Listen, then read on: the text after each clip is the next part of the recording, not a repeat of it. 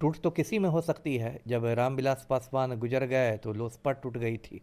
चाचा भतीजा में जंग हो गया था। लेकिन तेजस्वी वो पुराने वाले तेवर में नहीं दिख रहे हैं सर। क्या लग रहा है, उदास है, मायूस है वो? नहीं, एक तो उसकी ये भी वजह है, ठीक है, उदासी तो अपनी जगह है कि मान लीजिए आप मुख्यमंत्री, उन्होंने तो ऐलान ही कर दिया था कि मैं 18 तारीख को मुख्यमंत्री पद की शपथ लूँगा और 75 से 25 सीट आ गया, तो ये तो किसी को अच्छा नहीं लगेगा। और उनके साथ एक ये भी वजह हो गई कि उनके परिवार में भी अब अभी काफ़ी खटपट हुई है। पुराने वाले तेवर में आना चाहिए तेजस्वी हाँ, को। आना चाहिए। अरे अभी युवा है, उनकी पूरी ज़िंदगी पड़ी हुई है। पलटू राम तो डूबता हुआ सूरज है ना। पलटू राम तो समझिए कि ये आखिरी पारी खेल रहे हैं। मुझे नहीं लगता कि 5 साल का कार्यकाल पूरा भी कर पाएंगे। बिहार की राजनीति में इस समय लालू यादव का महुआ बाग वाला घर काफी चर्चा में है सर। जो उनके विरोधी हैं वो तो अपना तंज कसेंगे ही कि 2 नंबर की कमाई है, काला धन है, ये है वो है। लेकिन ठीक है, मैं कोई लालू यादव का सपोर्ट नहीं कर रहा। वो चारा घोटाला में सदा याफ्ता हैं। मैं ये नहीं करा कि वो सत्य हरिश्चंद्र हैं, लेकिन ये जो भ्रष्टाचार है ये तो लगभग सभी पार्टियों में है। भाजपा में कौन सत्य हरिश्चंद्र बैठे हुए हैं? अनंत सिंह और आनंद मोहन पर तो कोई एक्शन नहीं होता है बिहार में। सुनील पांडे पर तो कोई एक्शन नहीं होता है। तो जो बुलडोजर है वो सिर्फ गरीबों पर चलता है। महागठबंधन में होगी बड़ी टूट। कई सारे महागठबंधन के विधायक जो हैं एनडीए के संपर्क में हैं। ये हमारा नहीं, चिराग पासवान का कहना है। इन्हीं सब मुद्दों पे बातचीत करने के लिए हमारे साथ पूर्व आईपीएस अमिताभ दास सर हैं। सर, चिराग पासवान कह रहे हैं कि महागठबंधन में बड़ी टूट हो सकती है। मुझे ऐसा नहीं लगता। देखिए, चिराग पासवान एक मनोवैज्ञानिक मतलब लड़ाई लड़ रहे हैं। महागठबंधन को डिमोरलाइज करने के लिए, मनोबल तोड़ने के लिए इस तरह की बातें कर रहे हैं। और टूट तो किसी में हो सकती है। जब रामविलास पासवान गुजर गए तो लोजपा टूट गई थी। चाचा भतीजा में जंग हो गया था। पशुपति कुमार पारस और चिराग पासवान दोनों में जंग हो गई थी। दोनों अलग अलग रास्ते पर चल गए थे।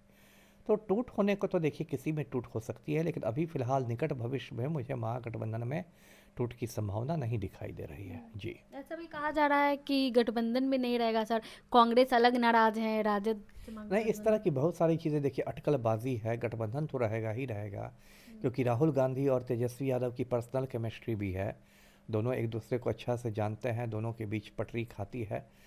और इस बार के जो नतीजे हुए हैं, ठीक है, गठबंधन के लिए निराशाजनक हैं, लेकिन ये भी एक हकीकत है कि इस बार बहुत ज़्यादा वोट चोरी हुई है, वोट डकैती हुई है, बहुत धांधली भी हुई है। कांग्रेस 14 दिसंबर को रामलीला मैदान दिल्ली में वोट चोरी के खिलाफ एक बड़ी रैली भी कर रही है। संभवतः तेजस्वी यादव भी उसमें जाएंगे। तो इसलिए टूट नहीं होगी। इसलिए टूट नहीं होगी क्योंकि दोनों के हित में साथ रहना है। तो दोनों साथ रहेंगे और संघर्ष करेंगे। देखिए, मुद्दे तो बहुत है बिहार में, तो मुद्दों की कमी नहीं है। जन सरोकार के बहुत मुद्दे हैं। अभी जिस तरह से गरीबों की झोपड़ियां उजाड़ी जा रही हैं बुलडोजर भेज भेज कर ठंड के मौसम में, वो एक बहुत बड़ा मुद्दा है विपक्ष के लिए। विपक्ष को उस पर आक्रामक तेवर अपनाने चाहिए जी। क्या कुछ कहेंगे सर, जो बुलडोजर चल रहा है नालंदा में, खास करके ज्यादा पासवान घरों पे चला है। पासवान समाज के लोग चिराग से नाराज भी हैं। नाराज़ तो देखिए सबको होना ही चाहिए। यदि आप जाति के नाम पर बस चिराग पासवान का सपोर्ट देते करते थे तो ये भी उनकी गलती थी। किसी भी समाज के लोग, ये देखिए गरीब लोग जो हैं, उन आप उनको यदि बेघर कर रहे हैं और उनके आप कोई पुनर्वास की व्यवस्था नहीं कर रहे हैं, कोई वैकल्पिक व्यवस्था नहीं कर रहे हैं, तो बहुत अमानवीय चीज़ है। बड़े बड़े माफिया पर तो कोई एक्शन नहीं हो रहा है। अनंत सिंह और आनंद मोहन पर तो कोई एक्शन नहीं होता है बिहार में। सुनील पांडे पर तो कोई एक्शन नहीं होता है। तो जो बुलडोजर है वो सिर्फ गरीबों पर चलता है। और बाद में जो ज़मीन खाली कराई जा रही है, वही ज़मीन आप देखिएगा भूमाफिया उस पर कब्जा कर लेगा। आज आप कानून की दुहाई देके गरीबों को वहाँ से उजाड़ रहे हैं, लेकिन जो ज़मीन खाली कराई जाएगी गरीबों से, उस ज़मीन पर कल आप देखिएगा भूमाफिया कब्जा करके अपार्टमेंट बनाने लगेगा। तो ये सब हो रहा है, ये बहुत गलत है। विपक्ष को इस पर आक्रामक रुख अपनाना चाहिए जी। क्या लग रहा है सर, सीट कम आया तो विपक्ष कमजोर है इस समय? बहुत शांति से दिख रहा है विपक्ष। नहीं, शांति तो अभी देखिए बहुत समय बीता भी नहीं, तो मुश्किल से 15-16, आज तो शपथ ही हो रहा है विधायकों का, है ना। और बिहार में तो कोई ये नहीं है। अभी देखिए जनसुराज पार्टी भी विपक्ष की एक बड़ी पार्टी है, हालांकि उसका भी खाता भी नहीं खुला। लेकिन मुझे लगता है प्रशांत किशोर भी अब एक दो रोज़ में प्रेस कॉन्फ्रेंस करेंगे, तब वो लोग सड़कों पर आने की अपनी रूपरेखा बताएंगे जी। तो विपक्ष मजबूत है सर, इतने कम सीटों के साथ भी। नहीं, देखिए मैं बताता हूँ, लोकतंत्र में ठीक है विधानसभा अपनी जगह पर है, लेकिन सड़क भी एक बहुत बड़ी चीज़ होती है। और यदि सड़क पर आप लगातार धरना प्रदर्शन करते रहें, मोर्चा करते रहें, जुलूस निकालते रहें, रैलियाँ करते रहें, तो आप सरकार को अच्छे खासे दबाव में रख सकते हैं।